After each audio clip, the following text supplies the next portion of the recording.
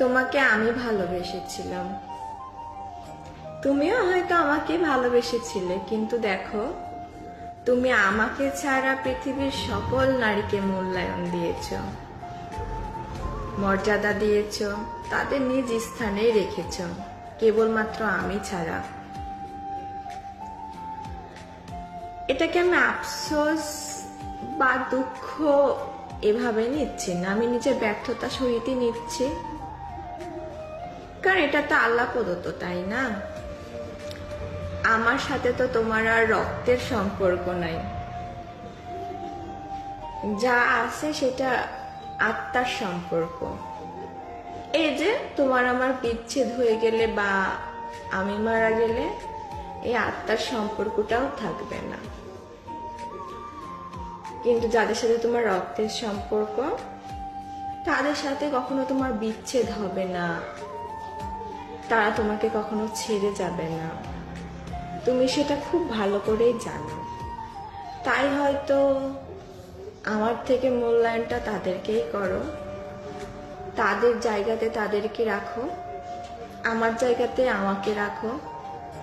এই যেমন পর আসলেই তো আমি পরই, তাই না? কারণ আমাদের রক্তের সম্পর্ক কোনো নাই, আমরা ছোটবেলা থেকে একসাথে বড় হইনি, আমাদের কোনো স্মৃতি নাই।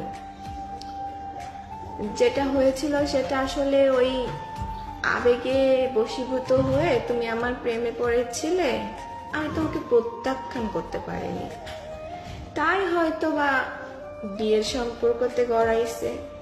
কিন্তু এর মানে তো এই না, তাই না, যে ভালোবাসা ছিল বলেই আমাকেই মূল্য দিতে হবে, তা তো না।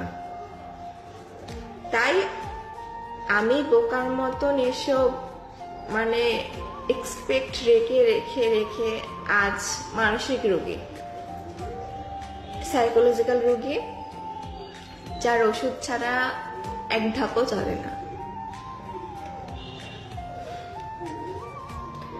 বোকার মতন যদি এক্সপেক্ট গুলা প্রথম থেকেই না রাখতাম, তাহলে হয়তো বা আজ তোমার মতন আমিও একজন শক্তিশালী মনের মানুষ হইতাম। কেন জানি পারিনি, অযথা অনেক এক্সপেক্ট রাখছি, অনেক আশা রাখছি, যেটা যোগ্যতা আসলে আমার তো নাই, ঠিক না বলো? আমি পরের মেয়ে, তোমাদের সংসারে 2 দিনের অতিথি, আজ আছি কাল নাই।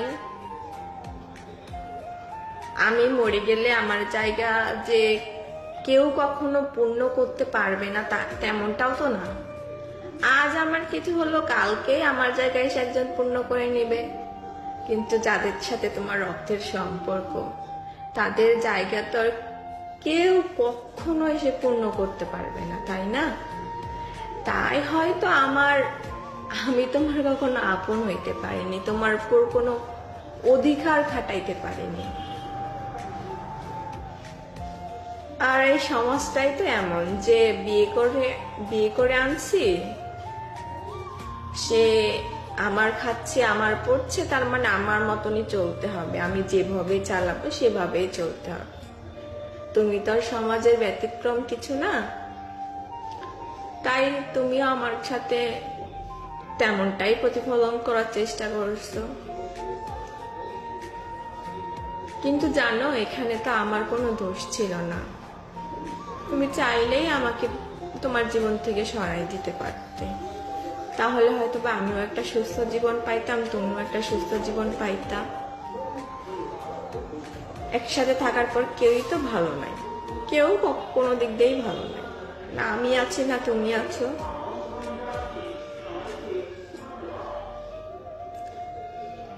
এসব আসলে না, এসবে আমার কোনো আফসোস, দুঃখ, কষ্ট কিচ্ছু নাই, যা আছে অপমান বোধ, অসম্মান বোধ, এই যে আর নিজের প্রতি ঘৃণা, আর এই যে বারবার হেরে যায়, যে ব্যর্থ হয়ে যায়, এই যে পরাজয়তায় ব্যর্থতা, এটার একটা মানসিক যন্ত্রণা, এছাড়া কিচ্ছু নেই। খুব শান্ত মস্তিষ্কে ঘুমিয়ে যেতে চাই। আমি সকল কিছু বলে যেতে চাই। আমি মনে করতে চাই না কিছু, আমার কাছে কারো মূল্য নেই, আমি পর। আল্লাহ হয়তোবা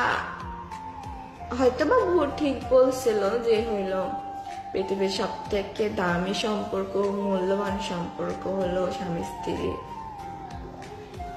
কিন্তু এই 2024 সালে এসে এই সমাজের মধ্যে এটা ভুল, এটা মিথ্যা। স্বামী স্ত্রীর সম্পর্ক ছাড়া সব সম্পর্কের অনেক মর্যাদা, অনেক মূল্য রয়েছে। শুধু স্বামী স্ত্রীর সম্পর্ক বলতে না, কোনো মূল্য নেই। মেনে নিয়েছি, মানতে শিখে গেছি, ভালো আছি। শুধু আমার কষ্টটা আমি নিজেকে সামলাইতে চাই। তোমাদের কথাগুলোতে যখন আমার কান্নাটা গলাতে বসে যায়, চেপে যায়, যখন আমি কান্নাটা চোখ দিয়ে বের হতে পারে না, গলাতে আটকে যায়, সে কাটাটা না বুক এবং গলাতে দুইটাতেই অনেক খোঁচা মারে। মনে হয় চোখ দিয়ে যদি অঝরে পানি পড়তো তাহলে হয়তো বা গলার আটকে যাওয়া কান্নাটা, কষ্টটা কমে যাইত। ভালো আছে, অনেক ভালো আছে। তোমার সাথে দেখা না হলে আমি হয়তোবা পৃথিবী সম্পর্কে, রক্ত সম্পর্কে এত কিছু জানতামই না। যদি জানতাম তাহলে হয়তোবা নিজের মা বাবাকে ফেলে, নিজের রক্তের সবাইকে ফেলে তোমার হাত ধরতাম না, সত্যিই ধরতাম না। তুমি যেমন তোমার রক্তের সম্পর্কের হাতটা ধরে তুমি আমাকে ছেড়ে দিবে যে কোনো সময়ে, যে মানে কোনো কারণ ছাড়াই। আমি তো পারি নাই। আমি যখন আমার রক্তের সম্পর্কের মূল্য দিতে পারিনি, তুমি কেন আমার মূল্য দিবে, তাই না? যা হচ্ছে আমার সাথে বেশ হচ্ছে, প্রাপ্য আমি এটার আমি প্রাপ্য।